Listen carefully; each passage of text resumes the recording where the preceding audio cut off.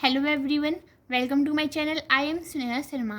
आज के वीडियो में हम इंग्लिश क्लास 11 की बुक फर्स्ट हॉर्नबिल का chapter first the portrait of a lady पढ़ेंगे, जिसके अंदर हम डिटेल एक्सप्लेनेशन करेंगे इस चैप्टर का। जो इसके राइटर हैं वो है खुशवंत सिंह। इस चैप्टर में बताया गया है खुशवंत सिंह और उनकी ग्रैंड माँ का रिलेशन कैसा था। तो हम देरी नहीं करते और स्टार्ट करते हैं अपने सीधा लेसन से। फर्स्ट पॉइंट जो मैंने आपकी जो पूरी ये एक समरी नहीं है, ये इसका डिटेल एक्सप्लेनेशन है जो पूरे चैप्टर का है, तो वो आपको लाइन टू लाइन पॉइंट के अकॉर्डिंग मिल जाएगा। फर्स्ट है writer describe about her grand mother and grand father. जो राइटर होते हैं, जो खुशवंत सिंह है, वो अपने दादाजी और अपनी दादी माँ के बारे में बताते हैं कि उनका जो दादाजी है उनकी जो पोर्ट्रेट लगी हुई है एक दीवार पे, मतलब उनके जो बीच में होल था उस पे लगी हुई है, और वो बताते हैं कि उनकी जो बियर्ड है वो लंबी और वाइट कलर की है, और उनको देख के लगता नहीं है कि उनके सन या फिर डॉटर हो सकती है, क्योंकि वो उनकी एज है वो लगभग 100 के करीब है, तो हम सोच सकते हैं कि उनके ग्रैंड सन ही हो सकते हैं। उसके बाद वो अपनी दादी माँ के बारे में बताते हैं कि वो हमेशा वाइट कलर के कपड़े पहनती रहती है, और क्योंकि वो विडो है इसलिए, और साथ में वो उनके पास एक रोजरी बीड्स होती है जो वो अपने भगवान को याद करती रहती है, और उनकी जो हैंड्स है वो कंटिन्यू चलते रहते हैं। उसके बाद वो बताते हैं अपनी qualities of his grand mother. तो वो बताते हैं कि ना उनकी जो ग्रैंड मदर है वो आगे की तरफ झुकी हुई है थोड़ी सी, और वो थोड़ी सी मोटी है, फैट है, और उसके बताते हैं कि उनके जो फेस पे क्रिस क्रॉस लगे हुए, यानी उनके वो वृद्ध हैं, इस कारण उनके जो फेस पे जो रिंकल्स आई हुई हैं उसके कारण उनके जो फेस पे क्रिस क्रॉस बने हुए हैं। उसके बाद वो बताते हैं कि जो उनके पूरे फेस पे यानी झुर्रियों का जो लाइन्स आ जाती है उम्र के साथ साथ, तो उनका इस तरह कुछ ताना बाना बना हुआ है। ओके, तो क्या होता है कि ना वो उनका जो दादी और पोते का रिलेशन ही कुछ ऐसा होता है कि उनके बीच जो एकदम अच्छी वाली बॉन्डिंग होती है, और वो अकेले विलेज में रहते हैं, और उनके जो मदर एंड फादर हैं वो विलेज से दूर सिटी में जाते हैं, अब उनके वो पहले वहीं पे रहते हैं। उसके बाद थोड़े समय बाद वो उनको दादी और पोतों को बुला लेते हैं। तो वो सबसे पहले अपने बताते हैं कि जो खुशवंत सिंह है वो अपनी दादी माँ के बारे में बताते हैं कि उनको देख के कोई भी नहीं कह सकता कि वो कभी यंग भी हुआ करती थी, लेकिन लोगों को कहना है कि वो एक समय वो बहुत ही ज़्यादा प्रिटी थी। तो इस तरह कुछ उनका दादी और पोते का रिलेशन है। सो उसके बाद क्या होता है, उन्होंने अपनी क्वालिटीज़ बताई ग्रैंड मदर की कि उनके अंदर क्या क्या है। पहले तो उनका करेक्टर स्केच किया है कि उनके बाल है वो सिल्वर कलर के, यानी चांदी जैसे रंग, मतलब एकदम वाइट है। और उसके बाद वो अपना डेली रूटीन बताते हैं कि कैसे है, और जो दादी माँ होती है वो पूरे दिन जो रोजरी बीड्स हैं उन पर अपने भगवान का नाम लेती रहती है। उसके बाद जो उनकी डेली रूटीन है, डेली रूटीन में क्या होता है कि जो दादी है वो सारे घर का काम करके उसके बाद खुशवंत सिंह को उठा के वो दोनों स्कूल जाती है। अब स्कूल ग्रैंड मदर थोड़ी स्कूल जाएगी, नहीं, लेकिन उसके पास स्कूल के पास जस्ट एक टेम्पल था, तो जितने देर खुशवंत सिंह अपनी स्टडी करते थे, सबसे पहले स्टार्टिंग उनकी प्रेयर से होती थी, उसके बाद वो अल्फ़ाबेट सीखते थे, और उतने देर ग्रैंड माँ जो थी उनकी वो टेम्पल में स्क्रिप्चर्स रीड करती थी।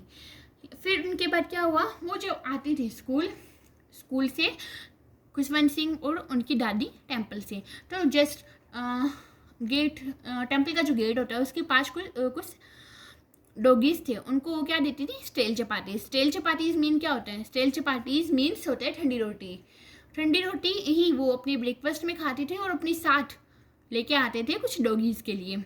उसके बाद कुछ उनका डेली रूटीन कुछ ऐसा था, तो वो उन दोनों का जो बॉन्ड था वो बहुत ही ज़्यादा अच्छा था। लेकिन उसके बाद क्या होता है, उनकी लाइफ में एक टर्निंग पॉइंट आता है, विलेज टू सिटी। जिस प्रकार उनके जो पेरेंट्स हैं वो सिटी में सेटल्ड हो गए, उसके बाद उन दोनों को बुलाया सिटी।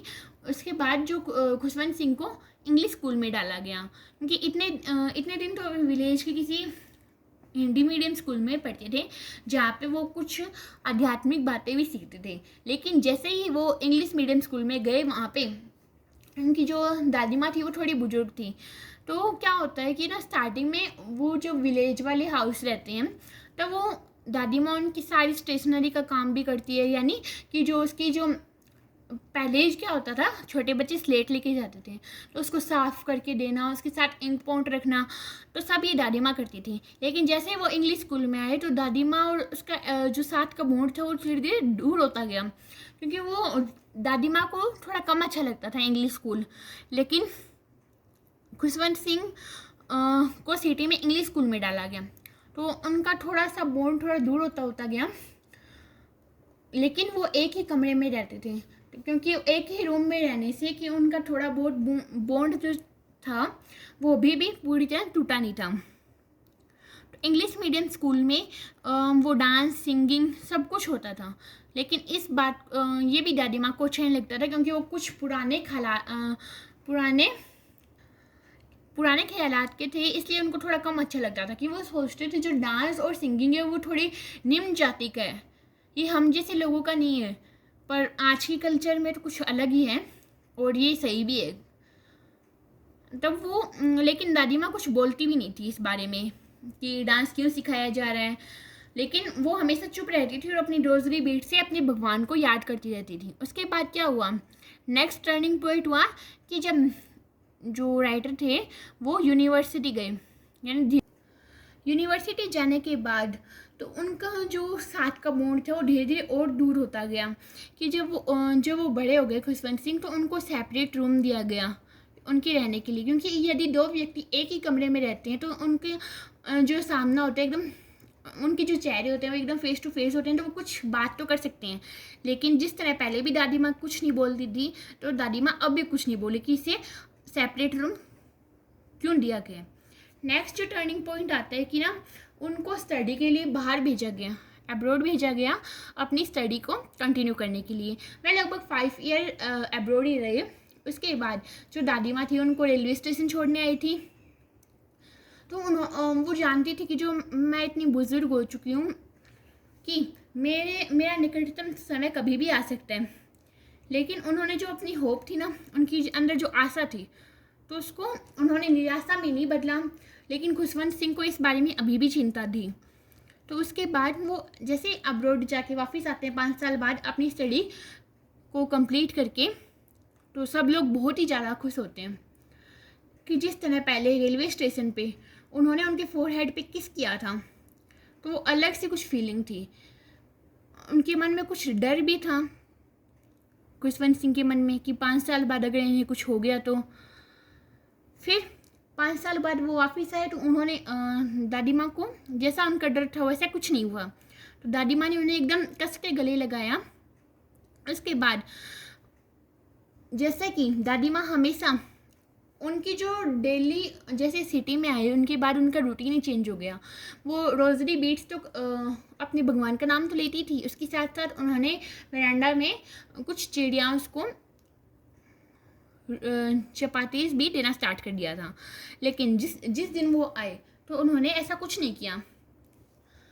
उन्होंने ना तो किसी चिड़िया को दाना दिया और ना ही अपनी रोजरी बीट्स को लिया, क्योंकि उन्होंने क्या किया, अपनी जो उनके नेबर्स थे तो उन सबको बुलाया और उन्होंने एक बड़ा सा ड्रम लिया और उसे बजाना स्टार्ट किया। उसके बाद सबको उनकी जो हेल्थ की चिंता थी, सबने बोला कि आप मत कीजिए, आपकी हेल्थ ख़राब हो जाएगी। तब वो एकदम जिस तरह कोई वीर योद्धा युद्ध से लड़ाई करके आता है, तब नगाड़े या सहनाई बजाई जाती है, उसी प्रकार उन्होंने ड्रम को बजाना स्टार्ट किया। उन्होंने ड्रम को बजाना स्टार्ट किया तो उनकी शाम तक तो कुछ नहीं था, लेकिन अगली सुबह वो बहुत ही ज़्यादा उनको बुखार हो गया। उनकी तबीयत इतनी ख़राब हो गई कि जो चिड़िया उनके हाथ और पाँव पे बैठा करती थी, उन्हें भी कुछ ऐसा लगा।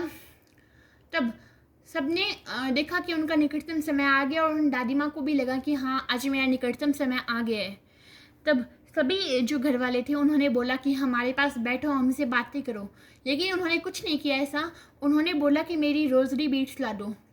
रोजरी बीट्स लाने के बाद जैसे उनके फिंगर्स चलते रहे, तो वो समय ऐसा आया कि जो उनकी रोजरी बीट्स थे वो नीचे गिर गई और उनका मुंह उनके भगवान को नाम जाप करता करता रुक गया। ऐसा देख के सभी घर वालों को बहुत ही दुख हुआ। जब उनके ऊपर जो कपड़ा बिछाया गया उसके बाद जो चिड़ियाँ थी जो उनके हाथ और पाँव पे बैठ के चींची आवाज़ करती थी, तो देखा गया कि वो एकदम शांत स्वभाव में वो उन्हीं के पास बैठी रही। जो खुशवंत सिंह की मम्मा थी उन्होंने सोचा कि इन्हें भूख लग रही है तो शायद इनको रोटी दी जाए, लेकिन उनमें से किसी एक चिड़िया ने भी नहीं खाया, एक भी वाइट रोटी का नहीं खाया। तो अगले दिन सर्वेंट ने उसको साफ कर दिया, लेकिन उसमें से एक भी वाइट रोटी का नहीं खाया गया।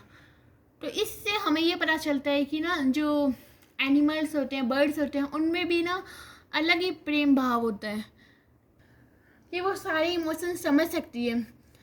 कि जिस तरह जब दादी माँ प्रसन्न रहती थी कि उनके जो पूरे दिन का जो सबसे स्पेशल पॉइंट था कि उन बर्ड्स को खाना खिलाना, तब उस टाइम क्या होता है कि वो चिड़िया उनके हाथ पे पाँव पे बैठी रहती है और चींची आवाज़ करती है, लेकिन उन्होंने इस इमोशन को समझा और उनको पता चला कि ये आज से दुख का भाव है, तो उन्होंने एकदम शांत रहे। इस तरह हमारा जो चैप्टर होता है वो कंप्लीट होता है। हमने इसका डिटेल एक्सप्लेनेशन कर लिया। इसके आगे की जो पोएम है वो हम अगली वीडियो में कंटिन्यू करेंगे। आज के लिए बस इतना ही। आपको मेरी वीडियो अच्छी लगी तो प्लीज़ वीडियो को लाइक और शेयर करना और मेरे चैनल को सब्सक्राइब करना मत भूलना। Thank you.